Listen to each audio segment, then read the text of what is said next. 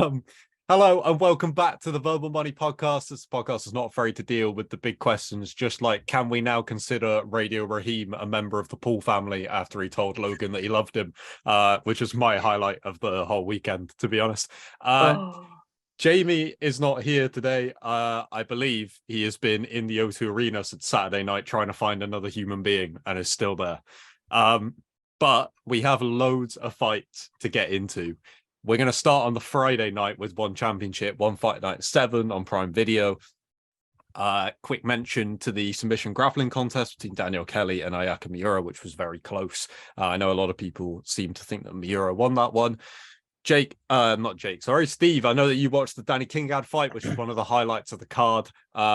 He ended up getting the unanimous decision in that one, but the thing that stuck in my mind was that spinning elbow that he took and kind of bounced off the ropes to keep himself up. That was just a really fun fight. Sabutra brought it as well. Really, well, I would say close, but Kingad did clearly win in the end, but Sabutra looked really good in moments. Like you mentioned, the spinning elbow. We had like the Rolling Thunder as well, obviously at the end.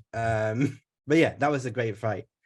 And just quickly on the grappling match as well, Miura did great, better than anyone expected. I did enjoy the moment when the ref had to pull them into the center of the ring.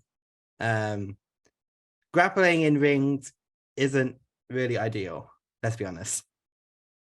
No, I was interested to see how it would work, but then when you see it in reality, you're like, oh, not very well. I guess that's the answer. Yeah, I didn't catch the grappling match on the prelims on that card, but I don't know if that had any similar moments or not. But no, Daniel Kelly's always great to watch. Close fight. Miura did great, but as you mentioned, you initially came to me on the Kingad fight. That was just awesome. I really enjoy watching Danny Kingad, especially. But no, that was a great one. Yeah, for sure. Martin Nguyen got back with another win. He had a hell of a week with late replacement opponents, went through 2 of them. So happy to see him pick up a win. We were just talking before we started recording about Tawanchai's title defense, that leg kick finish against Jamal Yusupov in the first round. He kind of landed a couple of leg kicks that I thought, oh, that's going to be a factor early on in the fight. And then one was all it took. I don't know if I've ever seen anyone react to a leg kick like that. He just the fight just went from him immediately. For sure, one of the best highlights of the year so far for one. And then the main event, Fabricio Andrade is so good. I thought John Lineker looked so much better than he did the first time around. Like, that was the big question. And he looked great. He looked like the John Lineker of old. But I think there's a legit argument for Fabricio having the best Muay Thai in MMA. He's that good. I think he could probably be competitive in One Championship's Muay Thai divisions as well as in MMA. Like, special talent. So absolutely delighted to see him become the bantamweight champion and put that little chapter with Lineker to rest. Credit to Alex Davis as well for pulling Lineker. You don't see that enough in MMA. You could see how the fight was going. Not enough corners would make that decision, as we know. So I think it's important to credit it when it does happen. Credit to Alex Davis. But yeah, on Andrade, I tweeted something a few days ago or during the show. During the pandemic, I randomly turned on one card, and it was the one debut of Fabricio Andrade, just the random fight that was on next when I turned it on during the pandemic. And it stuck with me because, like, the guy's really good, essentially. It just stuck with me as, like, this is going to be a guy who's going to reach the top. So I'm happy to see him get that title finally. The title he was on his way to winning a few months ago, of course. Well, you make a good point as well for pointing out the stoppage, because I was so impressed by Andrade's performance that I forgot to even mention that. But I think it's a really good thing to see happen, especially to a fighter like John Lineker, who is kind of the counter argument to a lot of the arguments of throwing in the towel, because you'd say, well, he can end the fight at any minute, but Andrade just seemed to eat his power shots, which you just don't see people do. So the idea of him getting a finish seemed completely out of it. One Championship have had a really good start to the year. I think their 2 events that they've put on have been great, and I'd be absolutely overlooking their stuff so far this year. If I didn't mention One Friday fights, which Cauley, I know that you always get excited for every week, and those cards have been ridiculous so far. Lumpini. They're so good, man. They're so good. They're so fun. They're so fun. You don't even know half the people on the card when it gets to like the main part of the card, but they're just so fun to watch, man. So good. Yeah. On to the Saturday with Bellator Dublin, which of course we had Jake out there. So before we get into the actual fights, Jake, how was your experience of your first Bellator show? Oh, it was fucking brilliant. Fucking brilliant. Now, like, my expectations were high, and I had tried to lower them once I had gotten there, and I was like, look, it's not going to live up to every expectation you've ever had of a live MMA event. But as soon as I walked into the arena, the place was fucking bouncing. Like, it didn't completely fill up until the main card, but even with probably the 1,000 or so people that were there throughout the duration of the prelims, it was incredible. All the rest of the people on press row, really sound guys. I got to meet some pretty awesome people. I met Hoist Gracie. That's the highlight of my life. I walked up to Hoist Gracie and I said, "Hi, it's lovely to meet you. Can I get a picture with you?" And he said, "Yeah, no problem." And we took a picture. What the fuck? Like, that was pretty incredible. I didn't get to meet Fabian Edwards. He was there. He was walking backstage just behind press row, and I gave him a thumbs up, and he gave me one back. So I'm gonna say I met Fabian Edwards. I did the same with Michael Venom Page. So yeah, fucking terrific time. Bellator is a great for meeting fighters because there's just so many people just hanging around. I mean, Johnny Walker as well. Sorry, I forgot. I met Johnny Walker at the Bellator show as well. Yeah, and twice. But I didn't meet him. I didn't meet him at Bellator. I met him in the 3 Arena car park. Like, I was, my dad, my dad and I, we were going up and down the levels on the car park, and I saw this guy in the queue ahead of us, really big guy, like bigger than anyone else there, and he had this kind of overcoat thing on, and his hair was fucking mental, and I was like, that looks a bit like Johnny Walker, you know, and it just started to like rationalize in my head. So I was like, he lives in Dublin, he's probably at the event. So I kind of turned my head around, and there he was. And I tapped him on the arm. I didn't know what to do. I kind of tapped him on the arm, and I was like, sorry, Mr. Walker.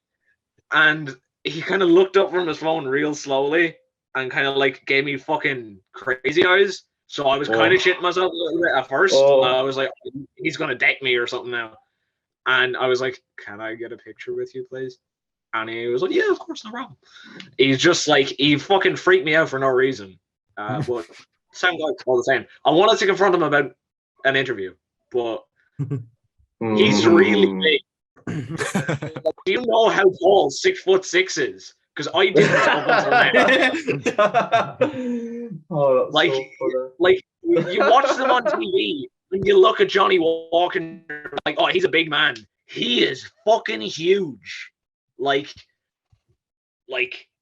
5'10", and in the picture with him, he's just so much. I can probably get away with saying that I'm 6 foot or 6'1" in that picture, and say that he's fucking 7 foot tall. I could probably get it because it's believable. It's believable. He's fucking huge. Yeah, he's huge. That was my biggest takeaway from the whole weekend. One time I met Johnny Walker, and this relates to the card later as well. The one time I met Johnny Walker was peak Johnny Walker. So I was like, I can't wait to see you take the title from Jones. How well did that age, hey? It could happen. It's gonna be chances are there. Johnny Walker moving up to heavyweight. No, I imagine. That was his plan, though, wasn't it? That was his plan. And it's still his plan now.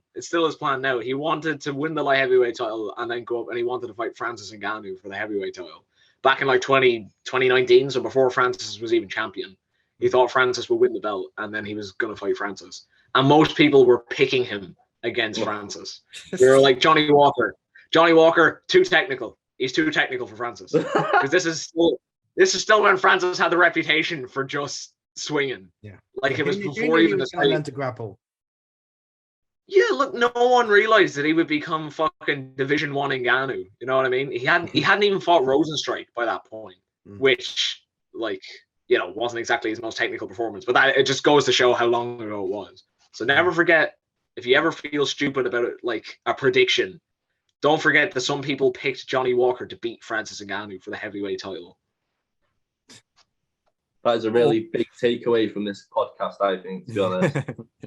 Yeah, I mean, or Jon that. Jones for the light heavyweight title. That's also pretty out there, I would say. I mean, can you imagine the Jamal Hill knockout, but it was Francis Ngannou? Oh my god. I think he would have gone through the side. Yeah. Would have gone straight through it. Oh my god. So I only caught the main card of Bellator because they put on about enough fights for about 2 days worth of action. So outside of the main card, what were the kind of best highlights for you guys? Dara Kelly. I was going to say Dara Kelly put in a good performance. Not our Dara, but the other Dara. That Dara. He did a good dominant performance. I thought he was like a nice cheeky standout. I can't remember. Was Kieran Clark on the prelim? Was that the first main card fight? I can't remember. Well, he was the first fight on the main card, I think. On the main, he was really good, man. Kieran Clark looks solid. I'm looking forward to seeing him again, to be fair. I'd love to say who against, but I haven't got a fucking clue. I won't lie to you. No fucking idea what that division stat like. That's the thing. When I was at Bellator, like if I was talking to any of the other guys backstage or on press row, I was like, oh yeah, no, like I think it was even after the Clark fight. Like we were all just kind of talking, and it was like, yeah, he's the real deal, man. He should, probably, get a better fight next. And they were all throwing names around, and I was like, I don't know who's in Bellator's featherweight division. Mm-hmm. I'm not even like I know some of the top 10. But like, I'm not gonna come out here and seem like a fucking idiot and say, well, personally, I think he should fight Patricio Pitbull. Like that's the only fucking name that comes to mind. Yeah, there's so many guys. Like you could name ranked featherweights off the top of your head, but outside of that, Bellator's roster shifts so much. Like you could say a guy that's a free agent, and yeah, it's a possible fight because they'll just sign him for the fight. Do you know what I mean? It's like. I suppose it's quite good, really, in a way, and a bit of flexibility on your matchmaking. But I think give him a ranked opponent next. I'd be all for that, honestly. I've just pulled up the Bellator rankings. Having a if you want to give him a proper vet test, and it's one you can do in Europe as well, I think Daniel Weichel would be the way to go. Yeah, perfect. Ooh, that's perfect nice fight. I love that. Because then a little bit above that, you're looking at like Mads Bennell, you're looking at Kennedy. Where's Pedro Carvalho ranked now? The new rankings aren't out yet, but he's at 3. Perfect. He's at 3, but he was at 3. He was at 3. He lost to Kennedy, who was a 5th, so maybe 5th or 6th. They'll probably just swap, to be fair. Yeah, well, you'd think they would probably move Kennedy at 1 and keep, and they'll keep him where he is probably.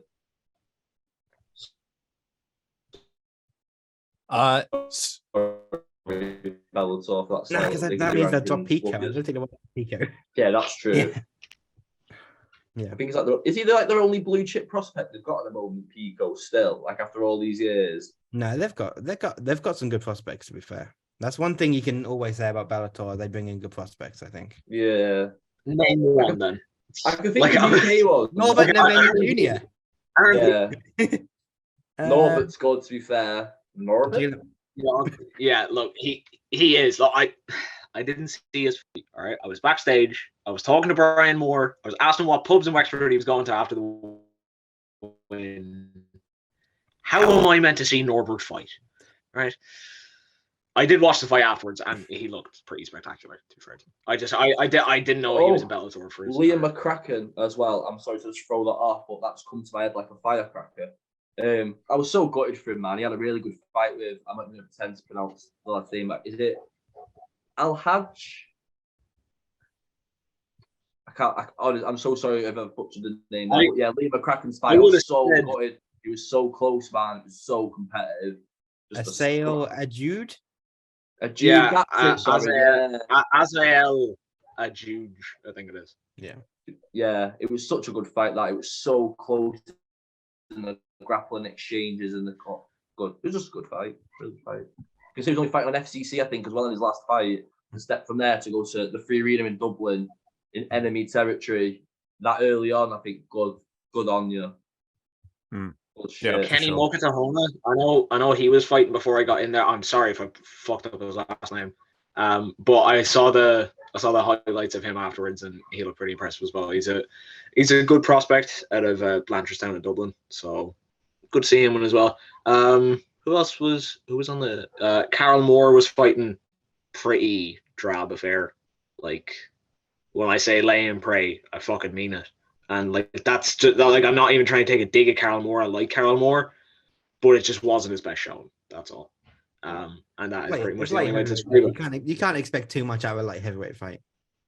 Yeah, exactly. It's just that, like, before this fight, he was talking about how he wanted to fight Yoel Romero, so I was expecting like a statement, and then that's what we got. So I don't know. That one was weird. Oh, sorry, Jake. Go on.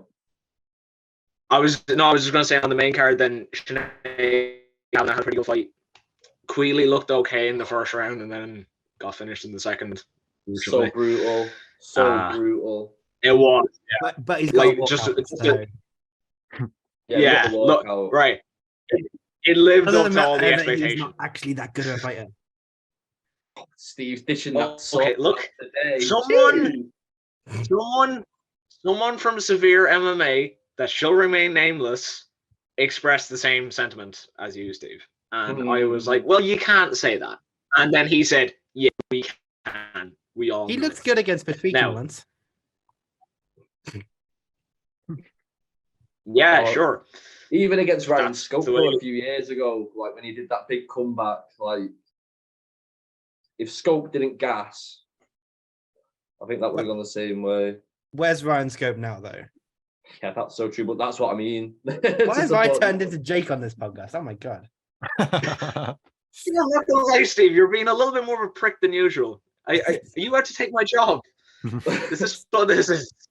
You want Bellator to be ringing you up to go to Dublin next? Yeah. You had a good night. You're praising everyone. Someone needs to like take over. That's true. Hey, we haven't talked about the UFC card yet. Just you fucking wait. The swell, my favorite swell light heavyweight, Nikita Krylov, falls ill at the last minute. You know how disappointed I was. But we get to watch it in 2 weeks. Oh, we get to do it all again. 3-rounder as well. Jeez. Thank fuck for that. I swear to God, like when I saw they were rescheduling that for March, I was like, if they even dare put that the main event over Yan and fucking Marab. And I was like, look, Marab versus Yan is like number 2 versus number 3 in the world. They're not going to do it. But it's also the UFC. And it's not just the UFC, it's Dana. It's Dana. And the big guys. Yeah. I would just like to say we can't talk about Dana White on this podcast. I don't want to be on this media podcast where he's coming for everyone. I want to stay safe, guys. Can you imagine if part of the documentary is just our Zoom call talking about Nikita Krylov? Yeah, let's not post the Power Slap episode before that. Oh my! To be fair, you know what, right? Look, he's not even getting onto the media about trashing the fighters. He's getting onto the media about trashing him. But he is so sheltered from the media. I saw someone say this online. I forget who it is now. But like, he doesn't do interviews with people who ask him difficult questions. He has Okamoto, who, while I have respect for the work that he does, is a UFC shill. And there's no denying that. With fucking Robbie from Barstool, like, he's a Dana White. Like, this is the fucker who nearly had a seizure in the front row when fucking Conor beat Cowboy. Like, he actually did the fanboy reaction fucking things. Like, that is not a fucking journalist. And who else does he hang around with and do interviews with? The Nelk boys. Well, a full set, yeah. Those pricks. Oh, leave the Pauls alone, bro. Leave the Pauls alone. But Prime is shit. I tried it. It's shit. It's a bag of shit. I noticed. Which flavor did you try? I don't know the red one. Don't tell me what flavor it was. Oh, okay. It tasted like shit. Who'd have thought shit could be liquidized? Look, I I don't they had like. I want to fun. get some just to say that I have it. I'm not actually all that fussed about drinking, but I came into school a couple of weeks ago and one guy had a bottle that like his auntie sent him from Scotland, and a congregation formed around him in the canteen. Like even the fucking teachers were there. I was like, how the fuck did you get Prime? And he just God. Oh my and like God. then once he started getting so much attention for it, he made up a lie that it was being sold in the local shop, and like everyone in the school was down there during lunch, and I was like, where the fuck is the Prime? And they were and like people in the shop were like, don't sell it. It was like, but I just want to have one to say that I have it. Like I went up to the north in December, and there was two guys who walked 2 kilometers in Belfast trying to look for an Asda to buy Prime in. But when they put it in on Google Maps, they accidentally put in Asda like home furniture. So they walked 2 kilometers up to some fucking furniture store and then walked the 2 kilometers back with no Prime. So well, if you want one, it's a status. There's a man on my estate who's selling it from his house. I was going to say yesterday I noticed at university that they have it in the vending machine. Oh, Like, I was very tempted to like type in the code to see how much they were selling it for. Oh, Because I've seen it in London. I've seen it in shops for like 20 quid. Yeah. Oh man. Abdul, come closer. Abdul, come back. I love Wakey wines. There's nothing better than Wakey wines. What's the best shop in Wakey?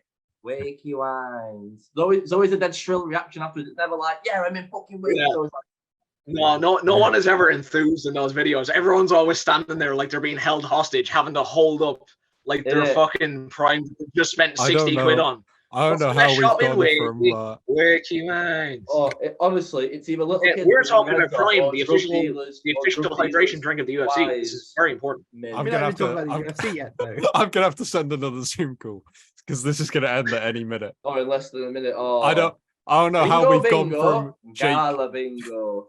Jake's given us the report from Dublin and the report from the school system in Ireland. I didn't expect both things on the same podcast. It's like enough to fill like a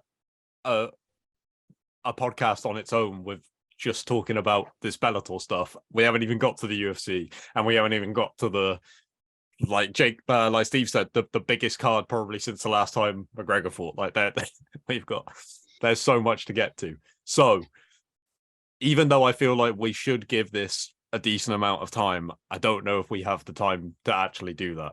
But Amasov did a great job. There you go. Case closed. We're done. Yeah. Amasov, great fighter. There you go. Wow. Sound guy from what I hear. I didn't get to go to the media scrum backstage with him. I actually went backstage and asked the guys, is Amasov going to be doing media? And they said no, so I left. And then he did media. Well, to be fair, his country is at war. He probably does have to get home and help out a bit, doesn't he? He's got to get back on the front line. No, I saw that story about him being on the front line. I thought that is fucking heavy shit, man. It was absolutely incredible. And I wanted to talk to him, so I went and asked the people, and they said no, he's not doing media. So I left, and then he did media. So I feel like a right fucking dipstick now. I wanted to talk to Amasov. Sound guy. It was probably his standout performance to date, though. We absolutely smashed, beyond smash. I'm surprised the fight lasted the full 5 rounds. It was absolutely mental. He made Storley look like he didn't belong in there with him. And Storley's a great fighter in his own right.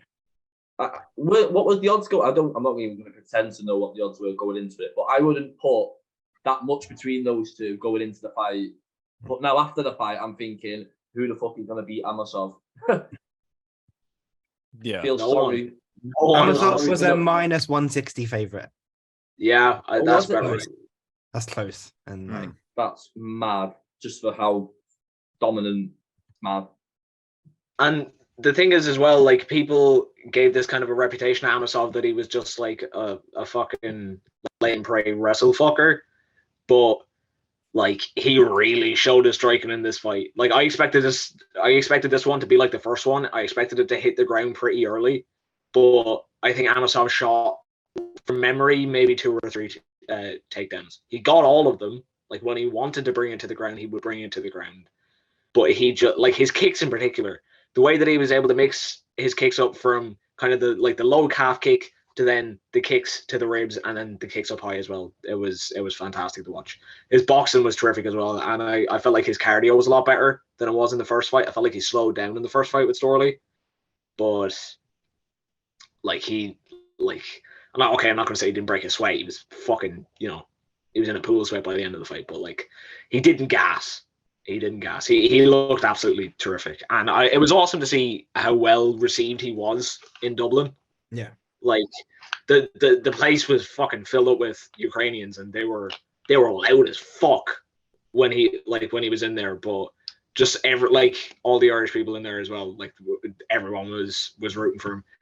I will admit, I was slightly rooting for Storley because I knew that if he won and he did media and I got to see him, there was a chance I might have met Robbie Lawler because he was cornering him. So I was saying to everyone there, I was like, I kind of hope Storley wins on the off chance I get to meet Robbie Lawler, but well.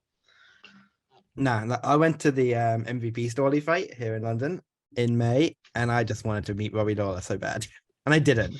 But like that was my main goal for being around that fight week. But now you could say this is Storley's karma for robbing MVP that weekend. Oh, did he? Michael Venom Page won that fight. Storley did nothing.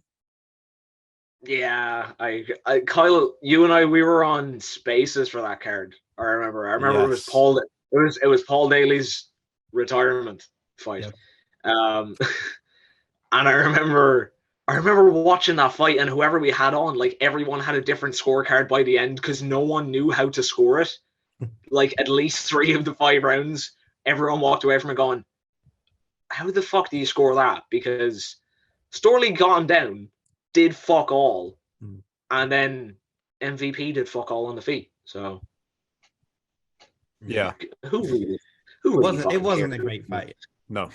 I think that this is like a much longer debate that maybe we can have at a later point. I was listening to Ariel and Chael talk about how you could make an argument that Bellator have got the most champions they've ever had that you could argue are better than the UFC's. And this seems to have been a talking point after this fight with Amosov saying he's the best welterweight on the planet. Again, I think at some point we will have a much longer discussion about this. But do you guys think that there's much weight to that argument that Amosov is the best welterweight on the planet? I think that before this, it would have been very difficult. But I got to say that performance, I was pretty blown away by every aspect of his game. But what are Bellator's drug testing regulations? Oh, no. We've been really nice on Bellator. He actually caught someone last week. I saw that. Who did they caught? It was Sydney Outlaw. Sydney Outlaw, yeah. How many drugs do you have to be taking that Bellator caught you? And I think the last person before that was someone, I don't even remember now, but I'm sure it was someone going to fight Czech Congo. Someone fighting Czech, it might have been Czech Congo in Paris, I'm sure. And they just got fight was off because he didn't go ahead. Did he pop in? I'd never heard of that. The only one that I could think of a fighter failing a drug test in Bellator was when Kimbo and Ken Shamrock fought on the same card. That's the only one I can remember up until very recently. Kimbo Slice and Ken Shamrock, Sydney Outlaw. That is about it. I didn't even know Czech Congo popped. Like, is he still on? I mean, I presume like he's a fucking 40-something-year-old heavyweight in Bellator. Like he's on something. Yeah. But I didn't think at this point in his life he would still be like failing the eye test. He failed Daniel. Daniel James. I don't know who the fuck he is, but Bellator. Oh, he's main evented in like 2 weeks. He's in a few weeks. He tested positive for a banned one, but like other than that, they never pop. Falco Nato. He's the guy who got upkicked by Fabian Edwards. He failed a few years ago. Kimbo. You know what? Kimbo Slice will headline Bellator card despite steroid failure. That's the article that came up. 2016. Right. Daniel James, Shlemenko, like Chael Sonnen, of course. Of course, yeah. Like it absolutely sucks that a lot of fighters can get away with doing it in other promotions that like don't have USADA or something like that implemented. But at the same time, as a fan or as a member of the media, it's gotta be a little bit reassuring knowing that, like, you know, fucking Amosov isn't gonna fail for a fucking pulsing metabolite for Turinabol, you know, like fucking 4 days out from the card, and the thing has to be moved from Dublin to Shanghai. You know what I mean? Like, it's gotta be a little bit more reassuring, because in the UFC, like, a card can get fucked up so quickly just because, you know, USADA have an obsession with piss. You know what I mean? And look, that's probably how it should be regulated. That's probably how it should be done. But it just gets frustrating when fighters just drop off cards. I know it doesn't happen as much anymore, but, like, I don't know, like all the Jon Jones shit a couple of years ago. You know what I mean? Like, that's... No, it doesn't happen to everyone now. Yeah, it's we've missed the peak of people getting banned. I remember there's like every day is like someone's banned for Osterine, someone's banned 6 months for this. I remember like Sean O'Malley, I think even Tatiana, there's like 5 people in one day, all for Osterine. I thought, what the fuck are you all taking some Joe Rogan on it shit? Like, fucking... No, Osterine is one of the common things that ends up in like tainted supplements. So that was crazy, like, man. Tainted supplements was like a big thing a few years ago. But I stand by this. Yoel Romero is the only man that did take tainted supplements, because he sued, didn't he, and got a fat payout for actually... Yeah, but look, Cauley, no one else doing it. Right? Do you know why he got a payout? Fucking look at him. Yeah, I know. Would you rule against him if you were the judge? This fucker is in here and he's telling you that he took a tainted supplement. You're going to say he took a tainted supplement. You're going to give him his fucking 27 million or whatever he got. I don't know, bro. I don't think Yoel Romero's back chatting Judge Rinder, bro. I think Judge Rinder's going to keep him in place. Like, there's no way. He'll be like, talking, and you're shelled. Hi, man. Gone. Puppy for them. Sorry, I've gone well off. This feels like a really easy segue into UFC 285 because we have Jon Jones back, but we do have to talk about the fight night card that was supposed to be headlined by Ciryl Gane Jon. It didn't happen in the end. About this. So we have even less talking points.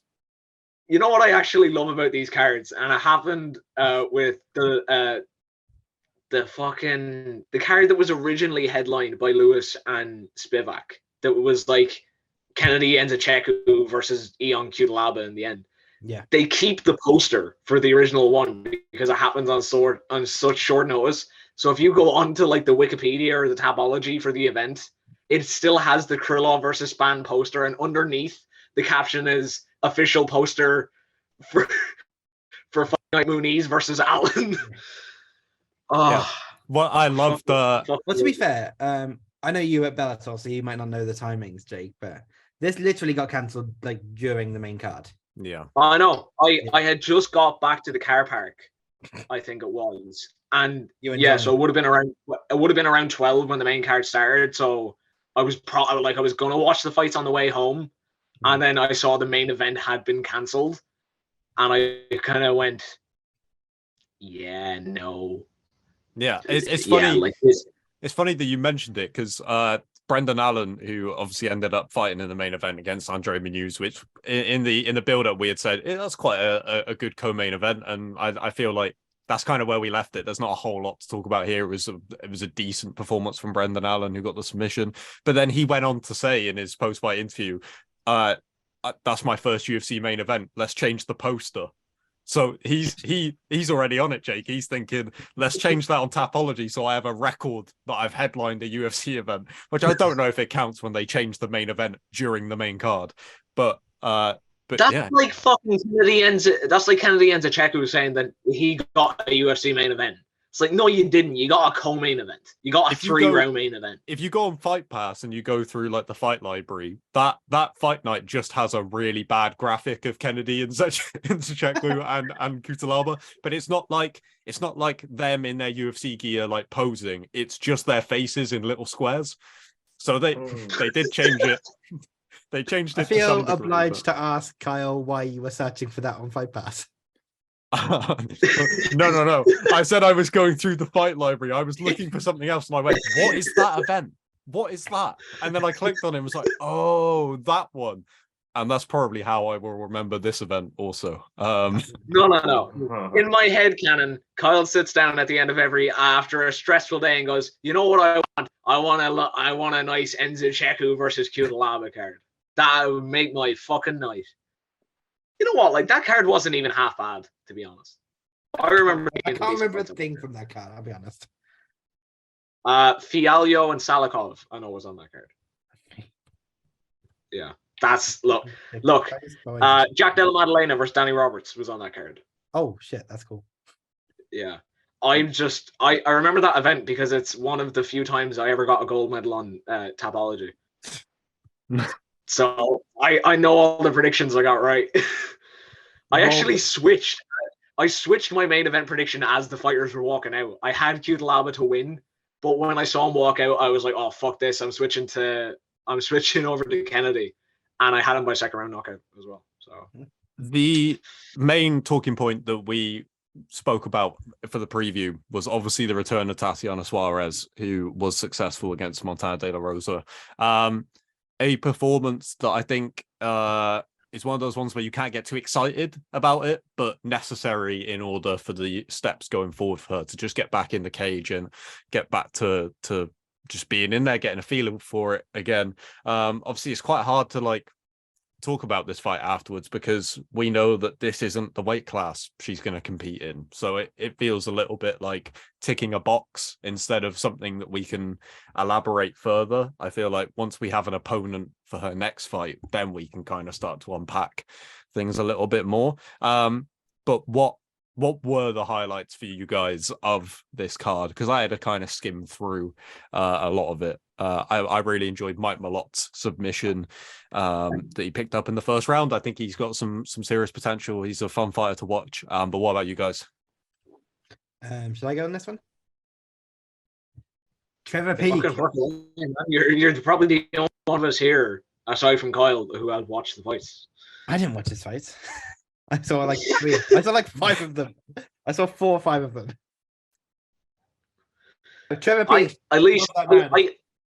I have an excuse this week. It's not just I'm not just sitting here going, I wasn't arsed watching the fights. I can say that I was doing so. I was off. I was crazy. I missed the prelims because I was watching Bellator. That's my excuse.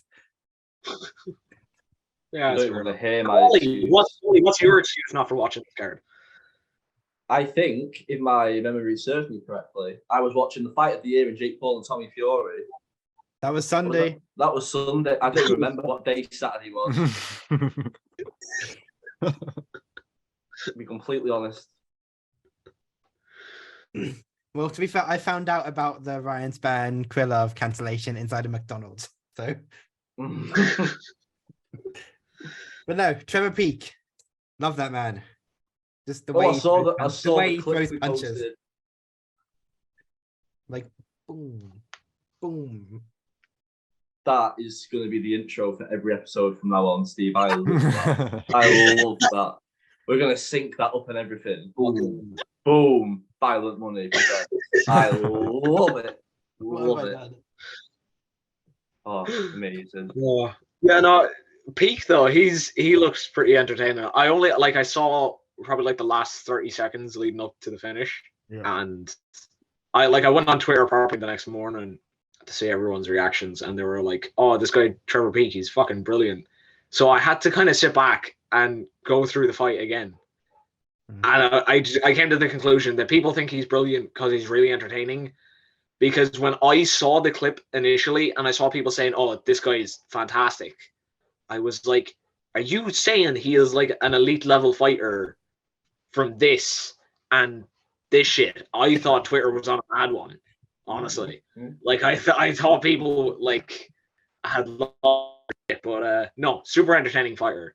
Not the most technical, but that's why he's enjoyable. Do you see the moment with him and Bruce Buffer?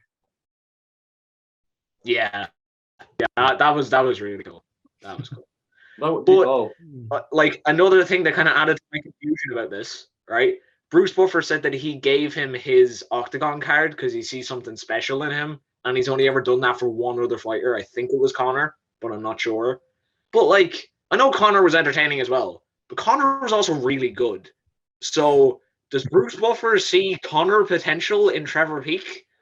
And if so, why? Because based on his performance, he's just like he's not a great fighter. He's really fun to watch though. That like I'm not even trying to like live up to my stereotypically dickheadish ways for the podcast. He's not great. He's just fun, and there's nothing wrong with that. But there's no need to get your intro card off Bruce Buffer if it's like an exclusive thing. He knocked out Karma Worthy on the amateurs, on the regionals. It's not bad. That's kind of impressive. Oh, Karma Worthy's chin though.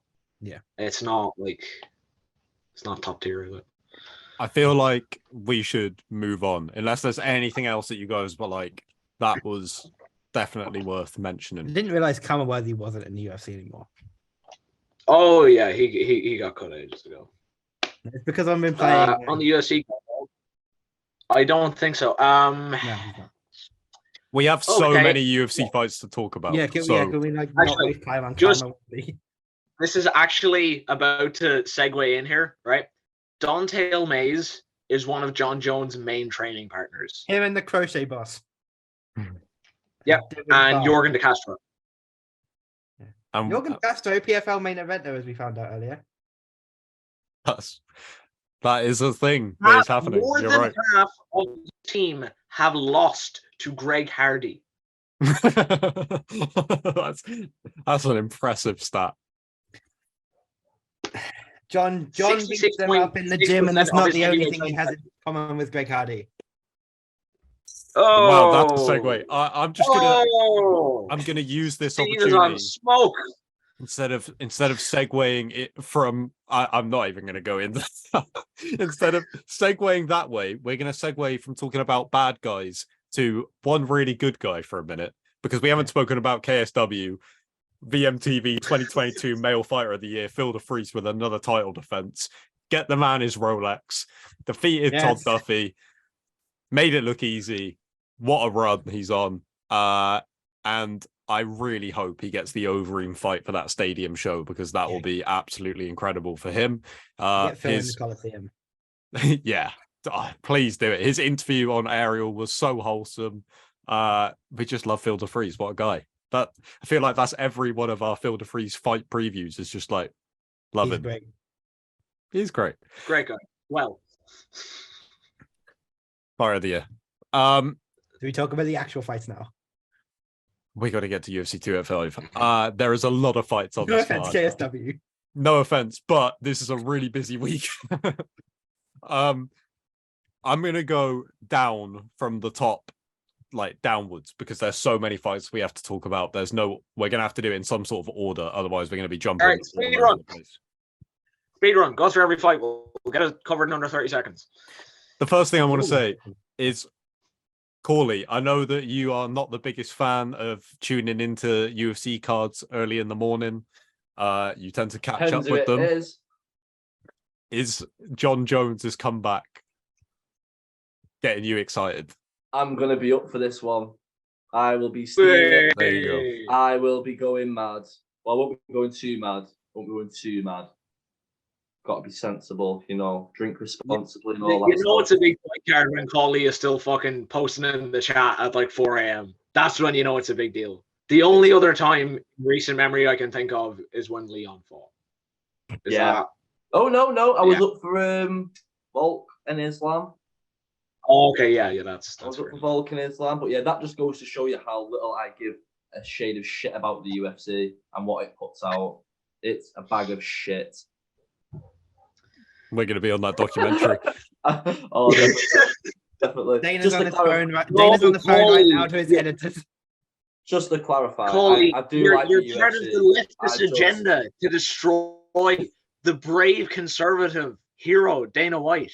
All right, you fucking leftist media members, you're out here to destroy a bold and brave entrepreneur like Dana White. We have way too many fights to talk about Dana White. Episode, yeah. We've all forgotten he hit his wife still. That's all I'm going to say. That's just gone now. We all forgot about that.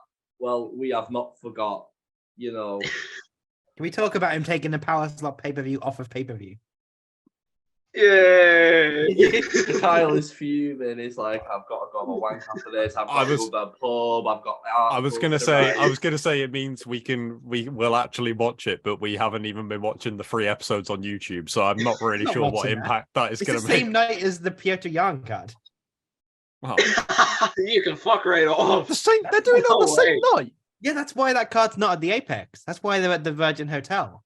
Oh my god! What? Is that why? What? That's why they've only left the Apex. The Power Slaps at the Apex. It means we might get the UFC fight night a little bit earlier. I think it is. I think it's an early card. Well, then I'm absolutely fine with it. Long live Power Slap in that case. I'd go to bed a little bit earlier. There's probably some pro wrestling or something that I'll be watching afterwards. I'm going to get a late night anyway. Jon Jones's return, vacant heavyweight title against Ciryl Gane. This fight is so huge that it feels so ridiculous that we're trying to breeze through this card because we could talk about this fight alone for like a full hour. But Steve, where are you in terms of excitement levels for this fight? And do you think Jon Jones can do it? Because I love to get carried away with a story, and Jon Jones coming back to win the heavyweight title would be pretty incredible.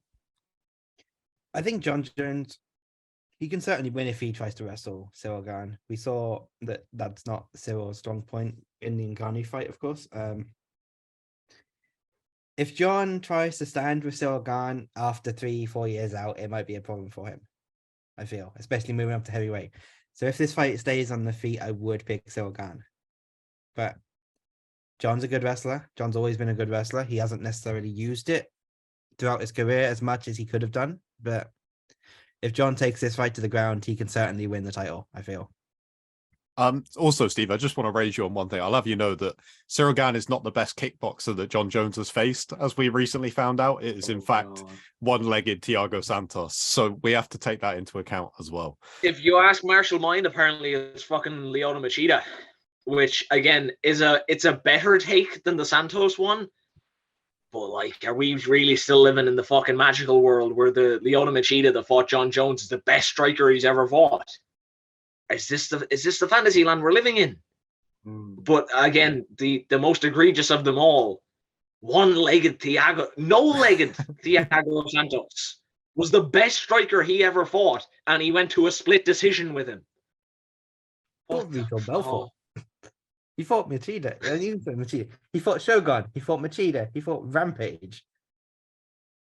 They're better strikers than one-legged. It wouldn't like I was giving out about the fucking Machida take, right? But if Jones came out and said Machida was the best striker I ever fought, it wouldn't be an awful take.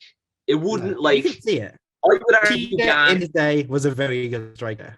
Yeah, no, very good. I would argue Gane technically is slightly better, and definitely. I would argue that he's probably more. Yeah, well now, yeah, no shit. But I don't mean Machida now. I didn't mean Machida now.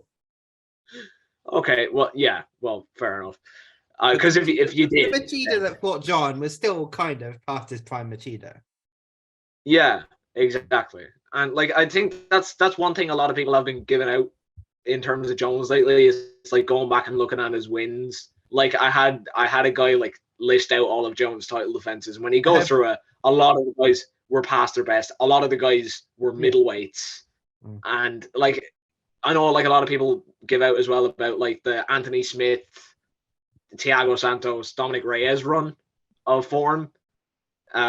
Considering he didn't look the best against not great opponents.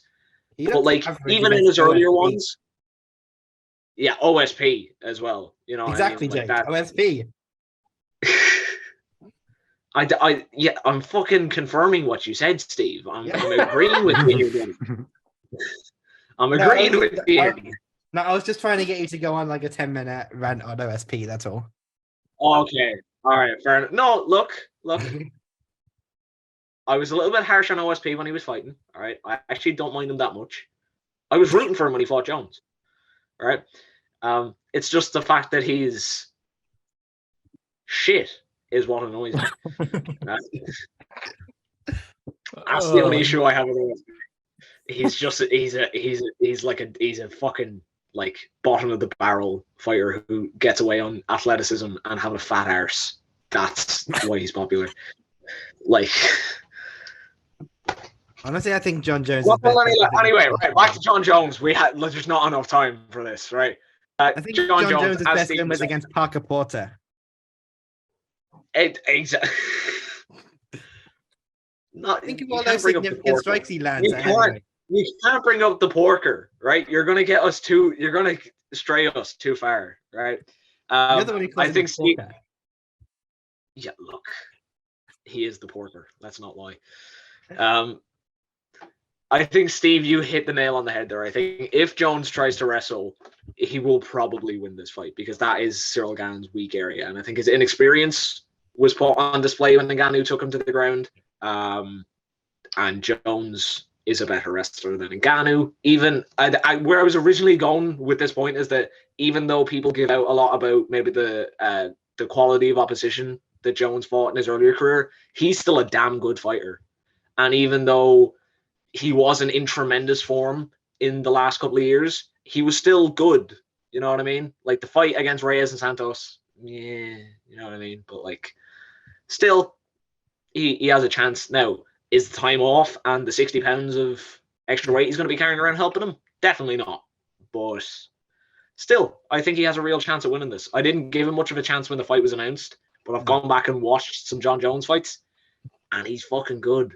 So if he brings it to the ground, I think he will probably win. And the likelihood is that he will probably get it to the ground at some stage. Yeah. But I think he will have to consistently put Gane down to win. I don't think he's just going to be able to pass him out and TKO him. I don't think he's going to be able to submit him. I think if he brings it to the ground, he's just going to hold him down, and he's going to do that for 5 rounds. If it stays on the feet, or if Gane can get back to his feet, I think Jones is fucked. Because Jones really, really struggled with Thiago Santos, with no legs, and Dominic Reyes, who was probably in prime form for that one fight, but still Dominic Reyes. And Ciryl Gane is like twice the striker that Thiago Santos is, despite what Jon Jones would tell you. So yeah, I am still gonna pick Gane. I think he'll find a way to get it done. But if Jones wins, if Jones wins, he's probably the greatest fighter of all time. I think it's worth mentioning the downswing of Jon in his last few fights happened when he started to put the extra muscle on. So now he's obviously moving up to heavyweight. How's that going to look? Where do we think he's going to come in at? 260. You reckon? Maybe a little bit less. I think I'm sure I heard him on. I'm sure I heard Ariel say that he said he's like 250 something. But he would still be heavier than Ciryl. Yeah, I think it'll be more than Ciryl because Jon's a tall guy as well. Yeah, for sure. Like I think when everyone eventually expected Jon to move to heavyweight, everyone had this idea that he would be like this 225-pound heavyweight. So I actually was quite surprised that he put on as much weight as he did. I think it's going to be a detriment to him in the end. Yeah, I don't see it. Fights a light heavyweight. Yeah, exactly. And even looking at his pad work and everything now, I know like it's gotten a little bit better over time, but like last year, like when he was throwing the kicks on the pads and everything, he was just so slow, and he can't be slow against Ciryl Gane. So, I mean, Jones has like an all-time great chin, so I don't think Gane is going to spark him. So I would say Gane by decision. Where are you lot standing on this? I'm so conflicted. Like, so conflicted. I don't feel like I can give a confident pick either way to it, because The only thing, honestly, Jones should coast it. The only thing that's putting me off is how he's looked in his recent fights and the period of where he's not fought for. It don't matter if you're hitting the pads and sparring, if you're not getting the fight rounds in consistently enough, it is going to take something from your performance. And I think fighting Ciryl Gane on your return is a ballsy fucking move. But one, he must be confident he can do it. You're not going to take that fight either for your comeback fight. That you'd just be ridiculous to do that. I don't know. I think the clinch is going to play a massive part in the fight. I think Jones is going to be looking to get him back to the cage, clinch him up, maybe like Muay Thai him up a little bit with those elbows, get back out. It's going to be good, man. It's going to be fucking good. But I would love to see Ciryl Gane kick the shit out of him. Could you imagine just a nice little bang, bang, leg kick, elbow, good night, Jon Jones, you prick. Like, imagine. Find Jon Jones fights really difficult to call because during the light heavyweight fights, the last few that people criticized a lot, and they were very flat performances for Jon Jones. I was one of the people that put a lot of it down to him not feeling too motivated, but as those kind of years have gone on where he hasn't fought, it's become a little bit like, will we see the Jon Jones that existed before those fights ever again? And part of me thinks probably not, but I get caught up in the story of it too much. I've seen Jon Jones be, on his day, the best fighter we've ever seen in the octagon. So I can't help but think that a fully motivated Jon Jones who has dedicated a couple of years to this will come back and be as good as people remember him being from those kind of glory days. Ciryl Gane is such a nightmare matchup for him, I think. So I find it very difficult to call. I think I would probably pick Jon Jones, maybe by a late stoppage or a decision, but I've got it super close. I think not seeing that much of Jones in the time off, though, as well, it makes it hard for you to have anything to kind of... You can't say, oh, he hasn't been doing stuff. You can't say, oh, look at what he's done. You can't judge him off anything, really, can you? So it's like, it's a really unknown going into it. It's good. Yeah. So he's training with the elite of the elite at heavyweight. So you got Walt Harris, you got Dontel Mays, Maurice Green, the crochet boss. Can't forget it. Crochet boss. You know what? I actually used to like him when he was on Tough, and then I realized he had a major drink problem, and he was a big prick when he was drinking. So I kind of didn't like. I don't know why that's relevant to Jon Jones's camp, but. I mean, I'm not going to accept the Walt Harris slander either. I'm not accepting the Walt Harris. Well, no way. Yeah. Walt is good, right? But like when it comes to Jones, right? I understand that he said on Countdown that he wanted guys who are like near enough to 300 pounds. He wants to feel like real heavyweight power. But he picked Maurice Green, who's not very good. Right? He picked Jorgen De Castro, who, while he's not actually a terrible fighter or anything like that, he's very small, right? He's probably near 300 pounds, though. He's just 5'8". Yeah, he's not Ciryl Gane. I'm sorry, right? Ciryl Gane's 6'4". Ciryl Gane is 6'4", right? He picked Walt Harris, who he's actually quick. He's surprisingly quick. So that's not an awful thing there. He's just like a little bit small. He's chubby though. He's not like Ciryl Gane. No, again, like I like. That's probably the best training partner he's picked of all of them. And then Dontel Mays, who is best known for getting submitted by Ciryl Gane and for inventing like the cock shot from North South. That like he's the guy who invented hitting him with your dick. And look, fair play to him, it worked. I'm not going to shit on him for that, but I'm just saying that's his best achievement. I don't think he's the ideal person to be training for Ciryl Gane with. All right, let me get recorded. This meeting is being recorded. That throws me off every time. Look, it only started doing that like 2 weeks ago, and I don't know why. She used to be English. that has to stay in. I know that I went to Steve first on the main event I was going to kind of switch it up, but I feel like I should go to Steve for the Valentina Shevchenko fight because me and Steve are the two people that predicted that Valentina would lose her title this year. Now, we both did not predict Alexa Grasso. In this one. Well, me neither. But as two people that can see Valentina losing this year at least, what are the chances in your eyes of Alexa Grasso winning? Because from my perspective, quite low. Very low. Like, would you say lower than your expectations for the Tyler Santos fight before it took place? Because that was obviously it was very surprising. Probably similar to before that because I wasn't expecting Tyler Santos to look like that. Yeah. But no, I'm not expecting anything here other than a clear, dominant, probably finish from Valentina Shevchenko. I feel like even picking a finish is bold, and it shouldn't be because Valentina, I think in like her last 5 fights, she has 3 TKOs. So I don't know, but I just feel like a lot of her mystique has been lost since the Santos fight, and like, let's be honest, Alexa Grasso's chances of winning this fight are somewhere between slim and fuck all. But like, it's still like, I still don't feel like she's gonna finish Grasso. And look, Grasso's she's actually a good fighter, to be fair. Grasso's good. Yeah, no, she's a good fighter, like, but she's not gonna win. I just feel like she'll probably make it to a decision somehow. There's not a whole lot there in the fight. I think Valentina will finish it on the ground if I'm gonna pick.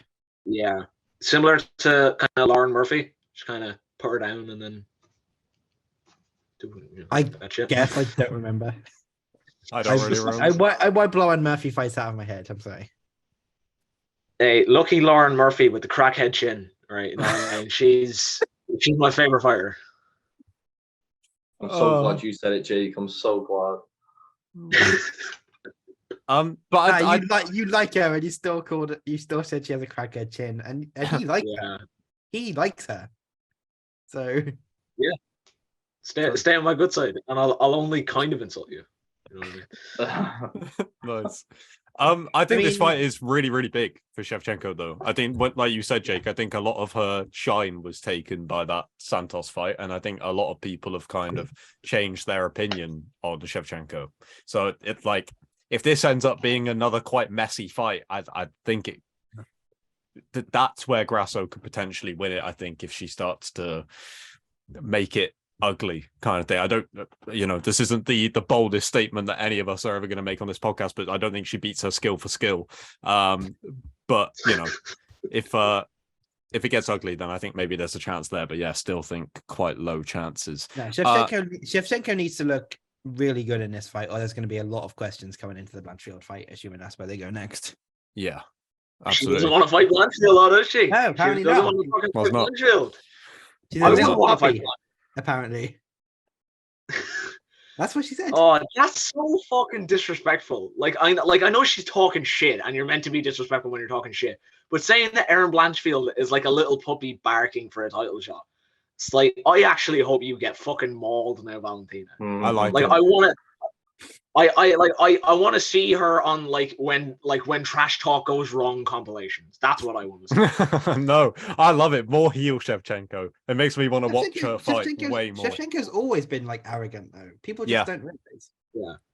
But like, it's justified. She says it in a sweet way. Yeah. She's like a really good fighter. Well, yeah, obviously. Again, not the boldest statement any of us will say on this podcast. She's a good fighter, but like, people shit on her because of the level of opposition that she fights, and that's fair enough. I think she looks a lot better than she really is sometimes. But again, she has quality wins. She has Andrade, she has Jan Jacek, she has Amanda Nunes in the second fight. Don't come at me. I will come at you. Oh, thanks, Dave. That's a first. I know that I said I was going to go fight by fight, but I'm going to throw a spanner in the works by asking Cauley, which fight are you most excited for, apart from the two that we've already discussed? Because I have no idea where this is going to go. Trying to be completely honest. I haven't got a clue what the card is other than those two fights. Now, to be fair, Cauley's answer, knowing what we've seen from Cauley on this podcast when he's been on before, Cauley's answer was either going to be precisely what he just said, or like Mana Martinez versus Cameron Simon. Yeah. There was no in between. He wasn't going to say Shavkat. Oh shit, Shavkat's fighting, isn't he? I'm well excited for Shavkat. Oh, I'm well excited. Did you not know that either, Jake? Can't wait. Who's he fighting? Jeff Neal. Shavkat. Shavkat. I actually didn't know it was this week. I thought he was on the card after. That's mad. Oh, well, I look right. What are your thoughts on Bo Nickel, Cauley? Bo Nickel, I think, could have the highest talent seat. What's the word I'm looking for? Like potential. Yeah, I think he has unreal potential. But will it be realized? Probably not. He's fighting Jamie Pickett as well. You know what I mean? Jamie Pickett. I understand that they want to push. I understand that they want to push Bo, but putting Jamie Pickett on a pay-per-view card, that borders on fucking criminal. Well, it's funny though, when they'll do that because Bo will just sell the whole thing. Do you know what I mean? It's mad. Yeah. But I actually quite like Bo Nickel. I thought his Contender Series, I was going to say debut, but both his Contender Series fights were ruthless. But like really cool shit, dog. To get technical with it.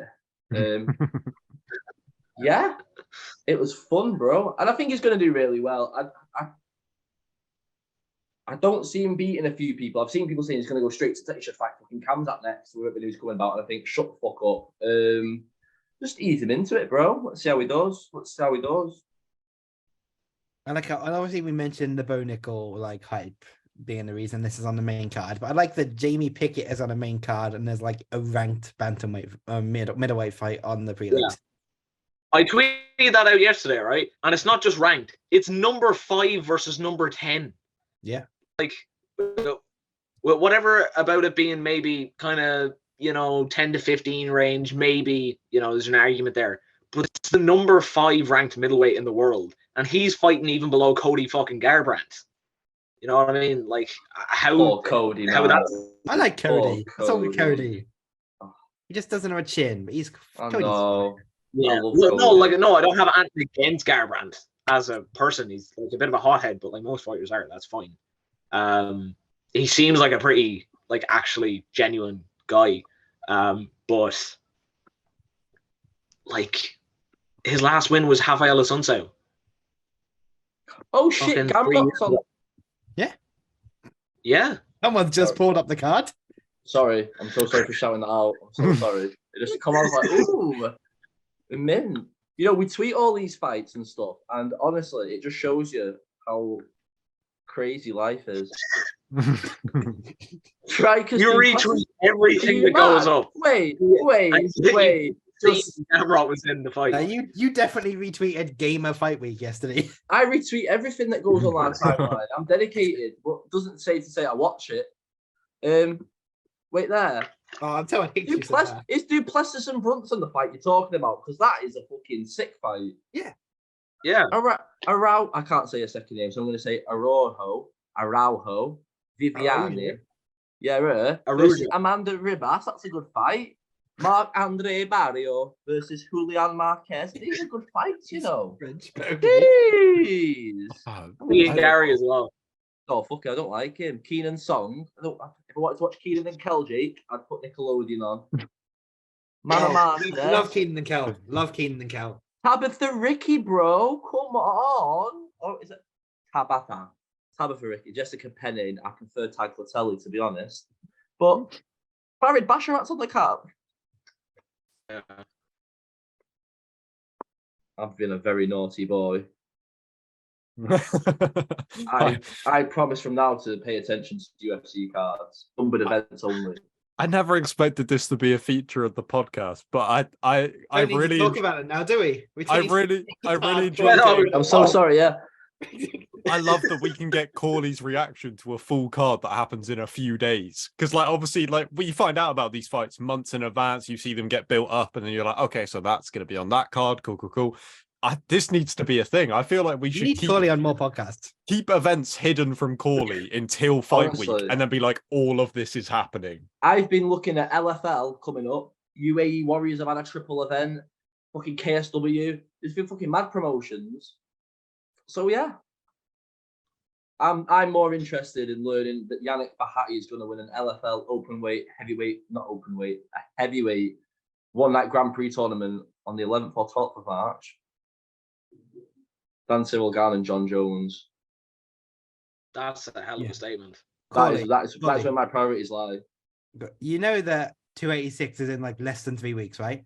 Who's on that? Yeah. Edwards Usman is in like 3 weeks. Shit. It is. No, I actually don't. I think that card is a letdown. Thought we were sold. It's underwhelming. It is a joke. Don't think giving us If you really believe that there was going to be like big fights on that card, then No, you really. are so fucking gullible. No, not gullible, Jake. I had high expectations. The first London card where it was sick was amazing. But when we come back, it was a bit whack, to be honest. The fights were a bit whack. This time, I thought Dana White would have covered himself in Marmite and called himself fucking Paddington to make this up to us. I thought we were going to get it in Villa Park, the Motor Point in Cardiff. I thought we were going to have the rain pour on our faces as Leon Edwards does another head kick in the 5th round to defend his title. But no, we're going to the O2, which its own roof doesn't want to stay on. That wants to fuck off somewhere else because it's a bag of shit. Nobody wants to go to the O2. Nobody enjoys the O2. If we've been a gig in an O2 arena, the shit. You do not want to go to an O2, and you definitely don't want to. Well, actually, you definitely want to go. But nobody wanted a pay-per-view in the fucking O2 arena. No. Plus, we have to. I don't mind if you're not going to. I am fucking fuming. How dare they give us a pay-per-view in the O2 arena? Are we dickheads? Are the English fans dickheads? I think the people on O2. Saturday night agreed with Cauley because I think that like too many people wanted to go to the O2 arena this past weekend. But that is one of my favorite. That's one of my favorite moments of the podcast so far is getting Cauley's live reaction to a fight card that happens in just a few days. That needs to happen more often. Should we go back onto this card then? Oh, sorry. I'm so sorry. Where do we want to go with this? If there's Well, something now you want to point out, because I'm completely happy with Cauley's pre-fight breakdown. If I heard this podcast honest, and didn't know about this event, I'd be tuning in. I would like to talk about, if we have the time for it, I would like to talk about Kamwela Kirk and Esteban Aribovics. What? That fight's not on anymore. Nah, Oh. Kirk pulled out. Who pulled out? Camilla Kirk. Well, Google needs to update their shit, bro. It's now like Rajabov. Ah. Well, what about Damon Blackshear Great and name. Farid? Great name. What's your thoughts on that fight? I'm excited to see Farid debut. Yeah, Yeah. Farid's sick. I actually can't wait for Farid. No, it's not working. You know what? When it comes to these like kind of prelim fights consisting of fighters that I'm not overly familiar with, go watch Sadiq Yusuf's breakdown. He is fucking brilliant at doing this. All right, he is picking that Martinez guy that Cameron Simon is fighting. He picked him to not only beat Cameron Simon but also to beat Ian Gary and Song Kanan. All right, you know what I mean? This is how professional that guy is. I tend to go for the Dan Hardy Outlawed Picks podcast, to be honest. That's my go-to for fight night cards when I don't know the prelims, or for pay-per-views when I'm not sure on some of the prelims. That's my go-to. Where do you I'm guys subscribed get all to Dan this Hardy, but time? I don't think I've watched a Dan Hardy video in years, even though I'm subscribed to him. And I have notifications on for him. The Outlawed Pick podcast with him and Veronica is great. How do you guys fit all this in? How do you do it? How do you just do it? This is mad. I can't even find the time to have a shit some days, and you are watching podcasts and stuff. It's mad. It's mad. You kind of have to like not have a life. Like I sign away from family life at about 10:30 on a Saturday, and I'm like, okay, it's fight time, and I sit just like I am now for what was it? Well, I mean, what are we up for? About 8 hours at a go. You start watching fights around 10:30. You get to bed around 6:30. Honestly, coming on this podcast is my only hour of chill. Or go in the pub. Probably with the pub. We're coming up on about 2 hours now. I'm stopping now. I'm sorry. I kind of want to get Cauley's thoughts on the AEW Revolution card as well. On the which card? This should just be a thing. Yeah, AEW this weekend, wrestling. I have no idea, but if you show it me, I'll give you some reactions. Okay. All right, we'll clip this. We'll clip this as. Can we even put this out as VM? I don't know. To be honest, we'll do what we want because we are VM, baby. That's what we are. I think it's going to be the end of Baker's pay-per-view streak, though, Steve. What was that? I don't know what that means, but that's what I believe. I just see this, the thing that comes up straight away. Okay. No, I don't know what you're talking about, Kyle. I would also think they should keep it at 7 matches because that wouldn't be very good if they did 8, for example. I mean, that's good analysis. AEW pay-per-views are very long. That is very true. We've got a fucking Iron Man match as well.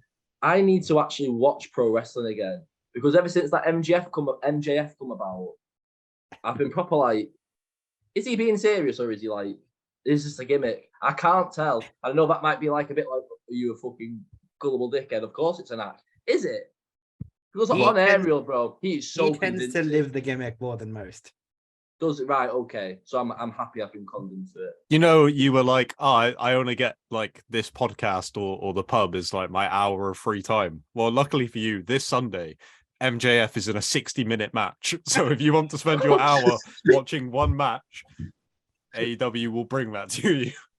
And then you know, you could probably watch like an hour of the pay-per-view every day, and maybe after like 2 weeks you might be done. You might be all caught up because they are long shows. Is this on concurrently with UFC? No, it's Sunday. Oh, school for the kids on the Monday. Bedtime for me at 9. Yeah, they used to run Saturday pay-per-views, but then they didn't want to go head-to-head with UFC anymore. Well, not with the Jones I don't card. know. I don't watch pro wrestling in general, but even if I did, I don't know how I would squeeze it into the schedule of watching fights. Yeah. I genuinely that's too much. I think we're pretty much done. I don't know whether that's going to stay in the podcast. I'm going to leave that up to Cauley. No, look,